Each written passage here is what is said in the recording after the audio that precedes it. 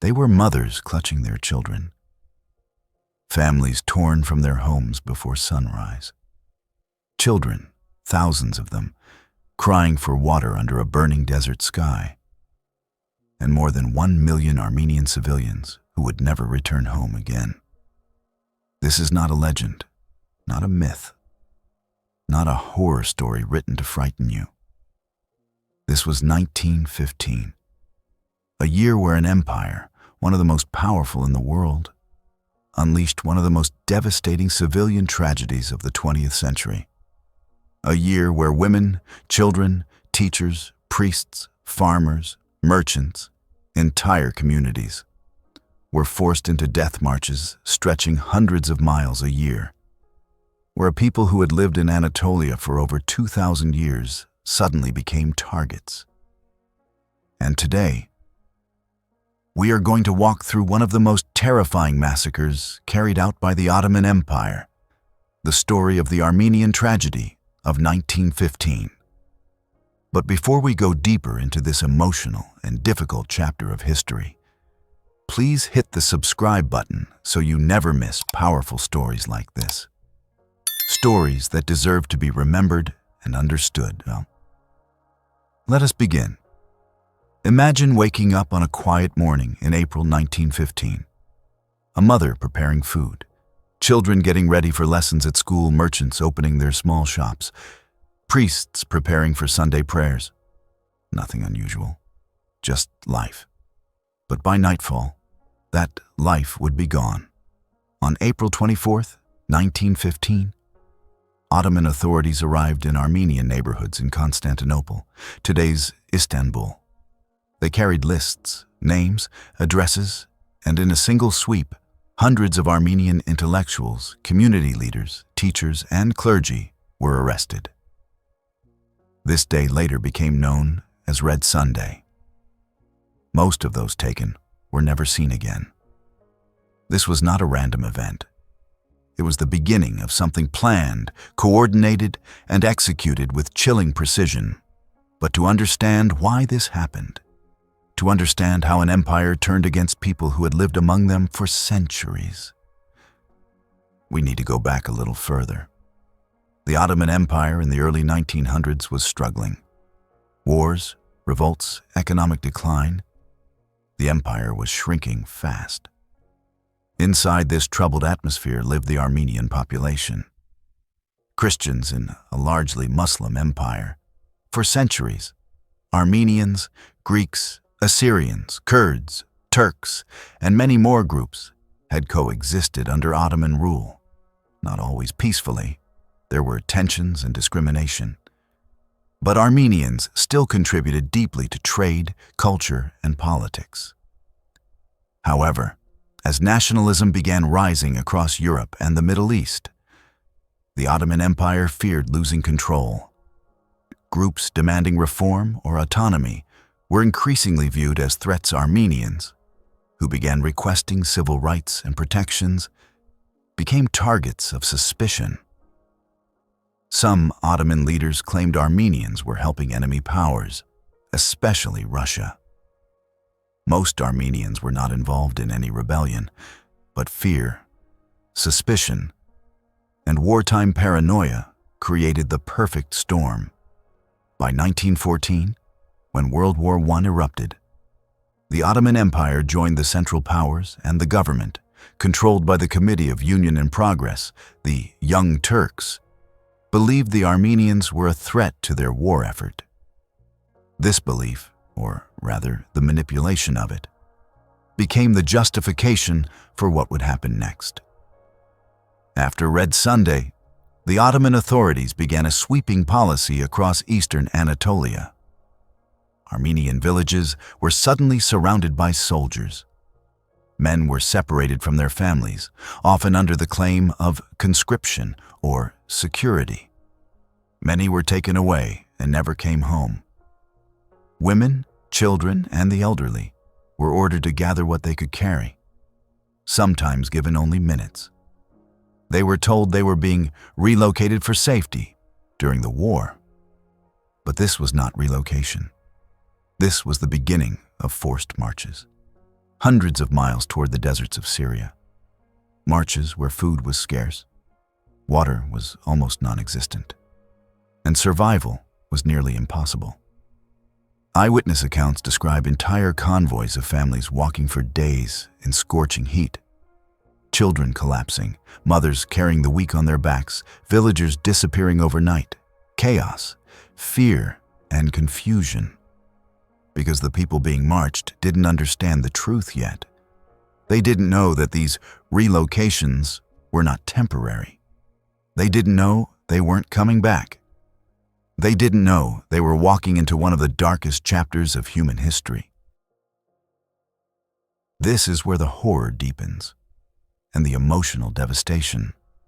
Between 1915 and 1917, hundreds of thousands of Armenians, some estimates reaching 1.5 million, were forced on these marches.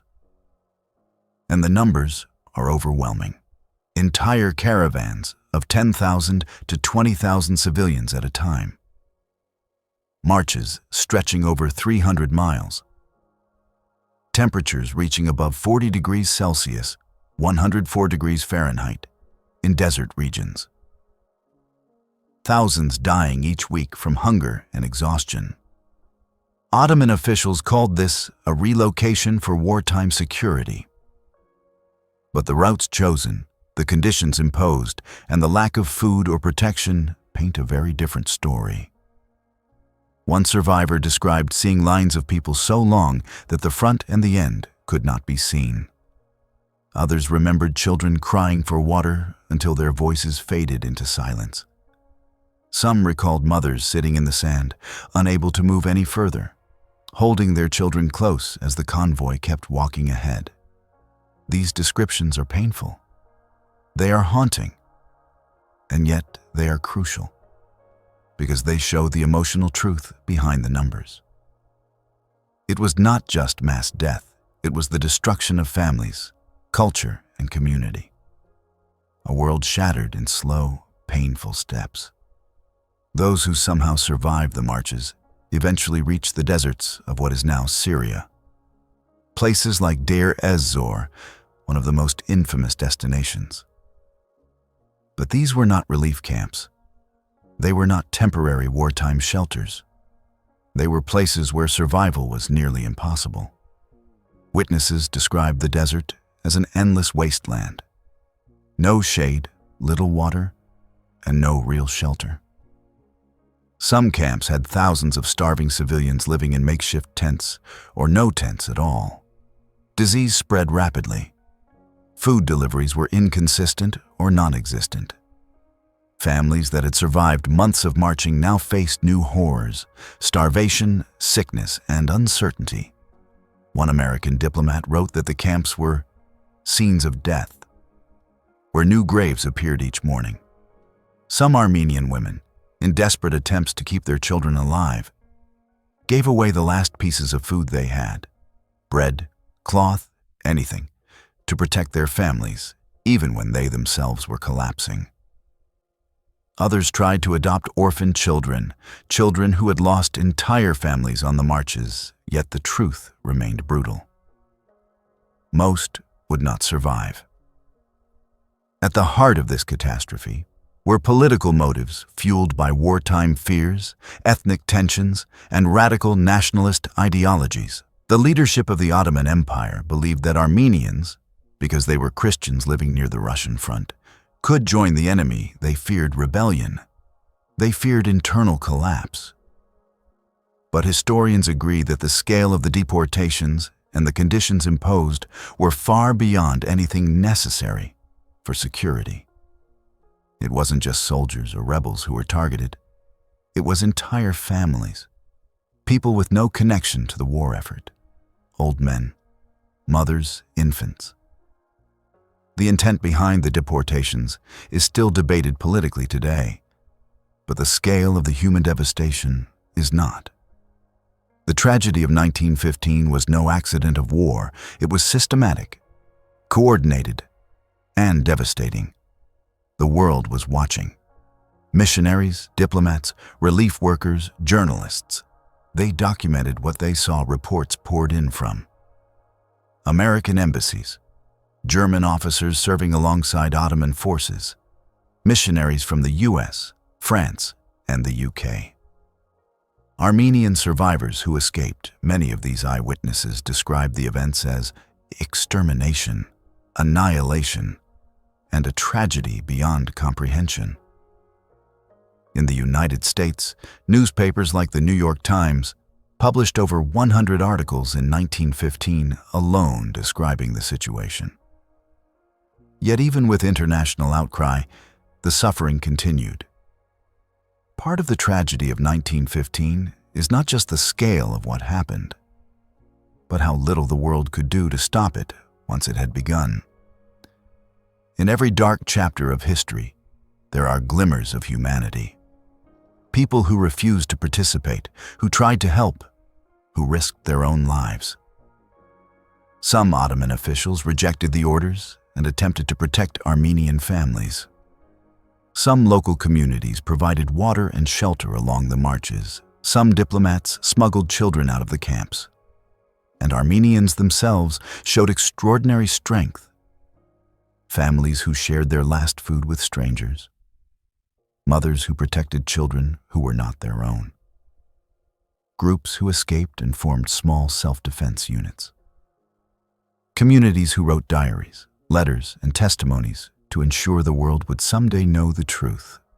These acts of courage remind us that even in the darkest times, compassion can survive.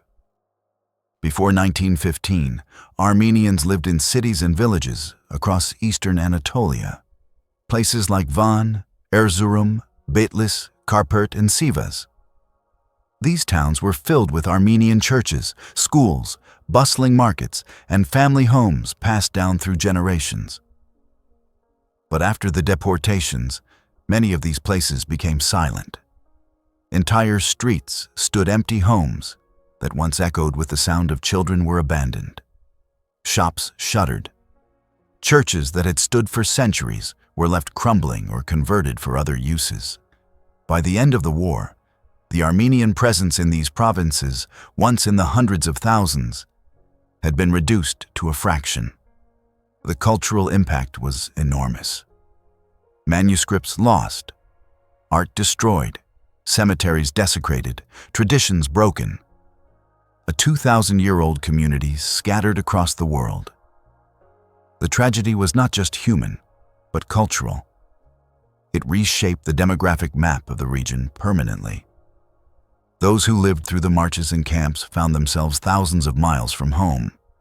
Some ended up in Syria, Lebanon, Greece, Russia, Iran, France, the United States.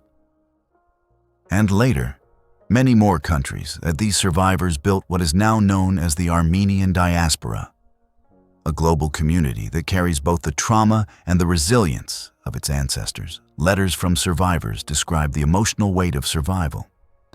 How do I return to a village where no one is left? What does home mean when all the homes are gone? How do I rebuild with hands that buried so many? Yet they rebuilt anyway. They opened schools, founded churches, built businesses, wrote books, created art, and preserved what remained of their culture. Their survival became an act of defiance, a refusal to let history erase them. By 1918, World War I had ended, and so had the Ottoman Empire. The empire collapsed under the weight of military defeat, debt, nationalism, and internal conflict. A new state, the Republic of Turkey, was founded in 1923. But the events of 1915 cast a long shadow over this transition. The leadership responsible for the deportations fled or disappeared. Some were tried in absentia during Ottoman courts-martial. A few were convicted. Many were never held accountable. For Armenians, justice felt distant, and the loss, over 1 million lives, was impossible to fully comprehend.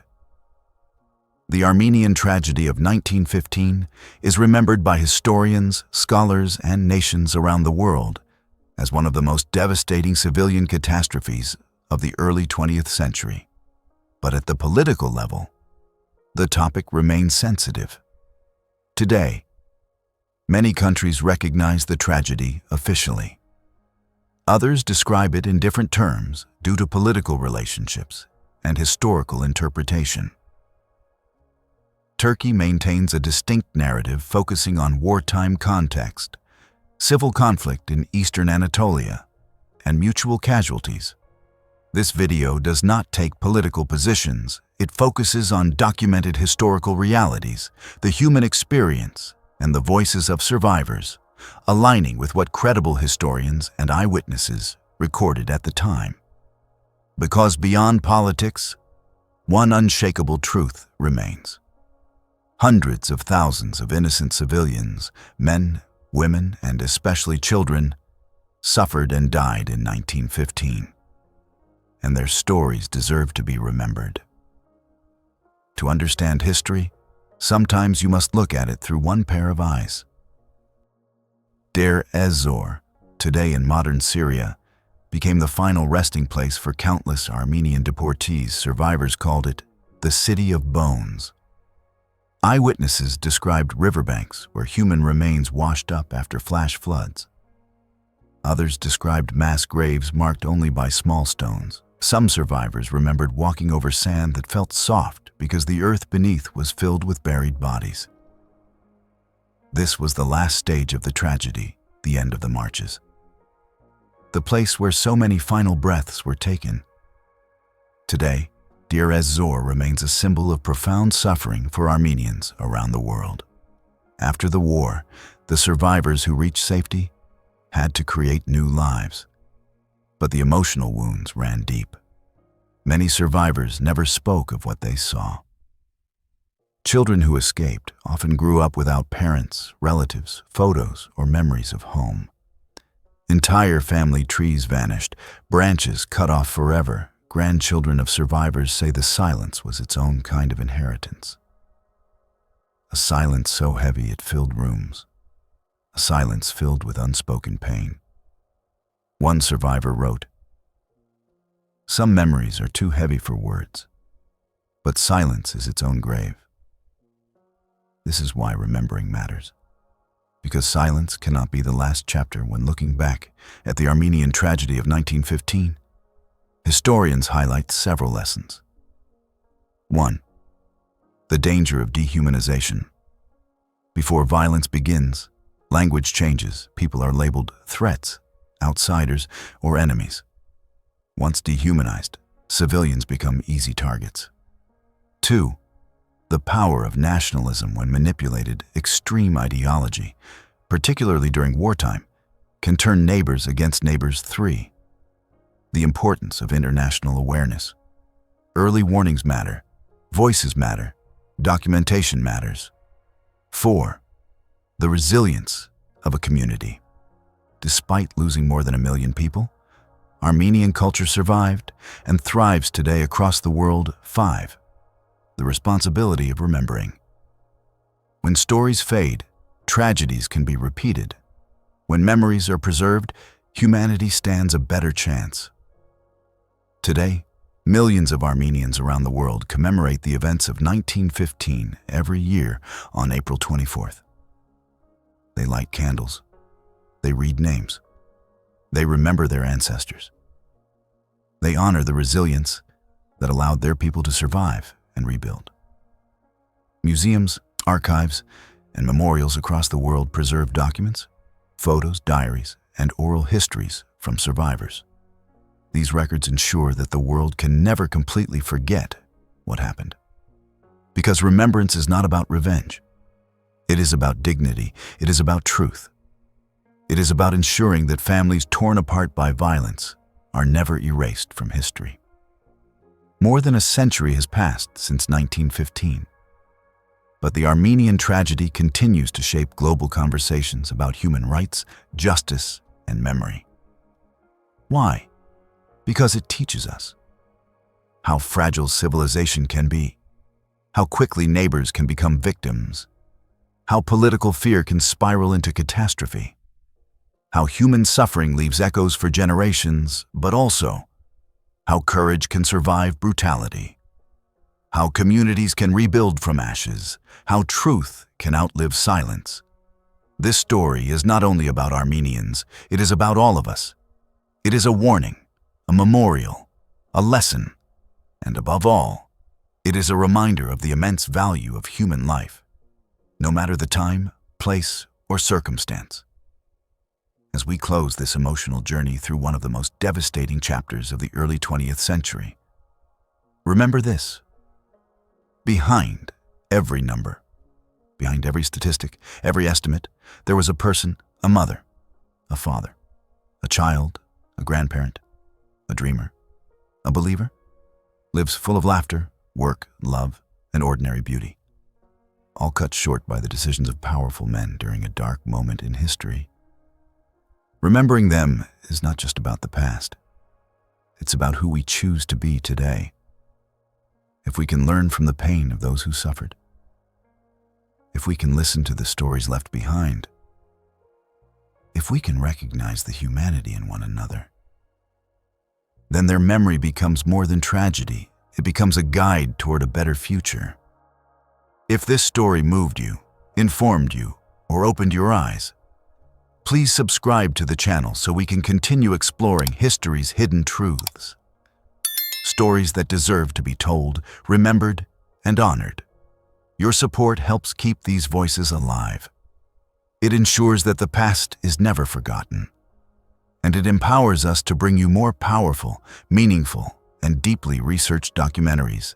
Thank you for watching. And may the memories of those lost in 1915 never fade.